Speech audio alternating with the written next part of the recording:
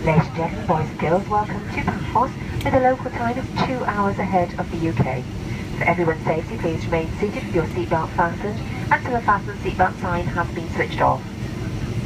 Before leaving us today, please ensure you have all of your personal items with you. Take a look in the seat pockets, under your seat and in the overhead compartments. Take care when opening the overhead compartments that nothing is moved about during the flight that could fall out and hurt someone. For your information, any items of lost property will be handed to our agents here in Paphos. For those passengers who are given an additional seat belt and life jacket, could you please leave these on the seat prior to leaving the aeroplane. If you've checked in a child's buggy, you'll be able to collect this with your luggage in the arrivals hall. And if you've requested assistance, please do remain seated until all customers have disembarked the aeroplane and your cabin crew can give further assistance to you. You will need to have your passports ready for inspection by the immigration authorities here in Paphos. And once again, remind you that smoking is not permitted, and this includes the use of electronic cigarettes.